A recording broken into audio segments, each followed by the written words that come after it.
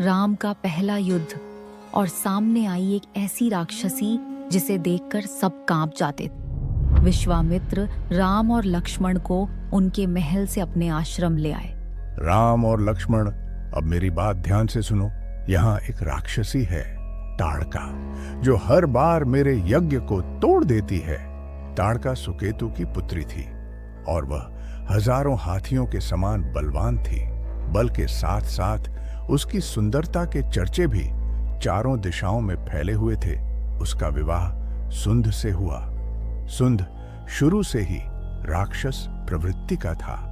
वह हमेशा धर्म के विरुद्ध जाकर काम करता था। विवाह के बाद उसने 2 पुत्रों सुबहु और मारीच को जन्म दिया। एक बार सुंध ने बिना किसी कारण के ऋषियों पर आक्रमण कर दिया। आक्रमण से परेशान होकर अगस्त्य मुनि ने उसे अपने श्राप से जला दिया।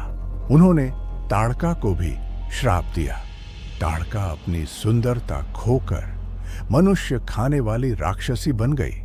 तब से यह अपने पुत्रों के साथ वन में आतंक मचा रही है। लेकिन ऋषिवर, स्त्री को मारना ये तो धर्म के विरुद्ध है।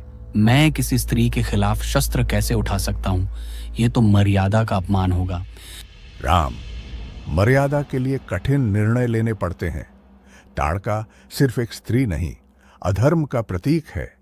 तुम्हारी धरोहर तुमसे ही रक्षा मांग रही है।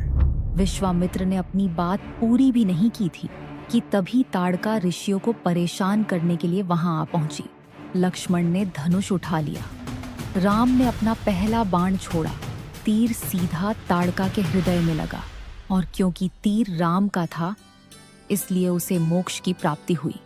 राम, तुमने सिर्फ हमारी रक्षा ही नहीं की, बल्कि एक आत्मा को मोक्ष भी दिया।